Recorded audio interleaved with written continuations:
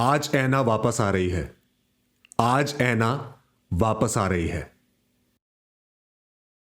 David खुशी से फूला नहीं समा रहा था कि आज 2 महीने बाद उसकी ऐना उससे मिलने आ रही है। उसने आज सुबह उठते ही अपने हाथों से घर को साफ किया, पौधों को पानी दिया, खुद अच्छे से नहाकर तैयार हुआ और ऐना के लिए लाए हुए गिफ्ट को अच्छी तरह रैप करके ड्राइंग रूम की सेंटर टेबल पर रख दिया। लंच के लिए व्हाइट सॉस पास्ता और गार्लिक ब्रेड उसने पहले से तैयार कर रखी थी और बस अब उसे इंतजार था ऐना के आने का।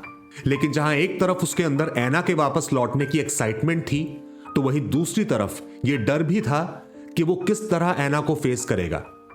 ऐना कहां तक पहुंची ये जानने के लिए उसने फोन उठाया ही था कि अचानक घर की डोरबेल बज उठी। ऐना, ऐना, तुम आ गई ऐना। डेविड के दरवाजा खोलते ही ऐना उसकी बाहों में समा गई और उसने धीरे से उससे कहा, हां डेविड, मैं आ गई। डेविड बिल्कुल बच्चों की तरह ऐना से लिपट गया। ऐना ने जब थोड़ा रुककर उसका चेहरा देखा तो पाया कि डेविड की आंखों में आंसू थे। तुम रो क्यों रहे हो डेविड? जब ऐना ने उससे पूछा तो डेविड ने आगे बढ़कर उसका माथा चूम लिया। डेविड अब भी देख सकता था ऐना के माथे पर वो निशान जो 2 महीने पहले उसी की दी हुई चोट की वजह से उसे मिला था।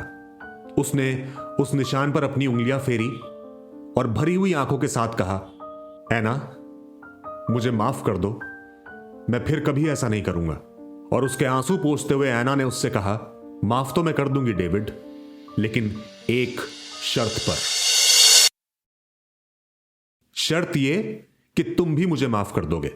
ऐना ने डेविड के गले लगते हुए कहा, डेविड, गलतियां हम दोनों से हुई हैं, इसीलिए माफ भी दोनों को करना पड़ेगा। डेविड हैरान था कि ऐना उससे क्यों माफी मांग रही है, तो उसने पूछा, तुम ऐसा क्यों कह रही हो ऐना? ठीक कह रही हूं डेविड, मुझे ऐसे तुमसे बिना पूछे साइमन के साथ नहीं जाना चाहिए था। ना ही उस शाम मैं उसके साथ जाती, ना ही तुम गुस्सा होते और ना ही वो विस्की का ग्लास मेरे सर पर। कहते कहते ऐना रुक गई। डेविड ने बड़े ही रोमांटिक अंदाज में अपने दोनों घुटनों पर बैठकर ऐना से माफी मांगी। और रही बात ऐना की, तो उसने तो उसे उसी पल माफ कर दिया था जब उसका फेंका हुआ विस्की का वो ग्लास उसके सर पर जा लगा था। और तभी अचानक ऐना ने उससे कहा, ये देखो डेविड, मैं तुम्हारे लिए क्या लाई हूं। तुम्हारी फेवरेट रेड वाइन। डेविड ने देखा कि ऐना उसकी फेवरेट रेड वाइन की बोतल लेकर आई थी। उसने बेहद खुश होकर उसके हाथों से बोतल लेकर टेबल पर रख दी और फिर उसके हाथों में अपना लाया हुआ गिफ्ट थमा दिया। ये क्या है डेविड? ऐना ने बड़ी ही मासूमियत के साथ पूछा। खुद खोल कर देखो।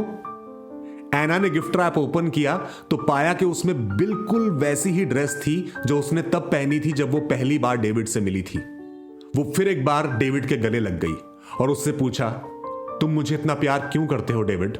बताऊं क्यों करता हूं? और ये कहते ही डेविड ने उसके लिए कविता पढ़नी शुरू की जो उसने उसकी याद में लिखी थी।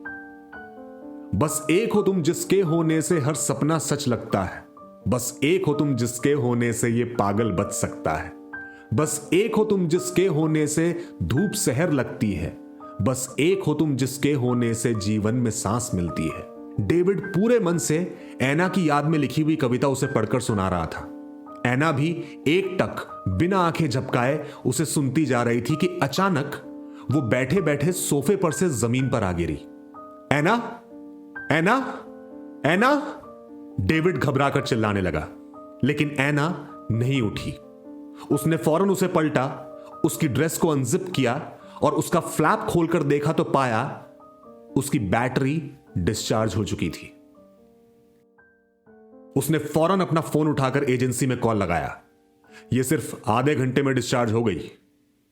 आई want a new replacement, send me a new bot.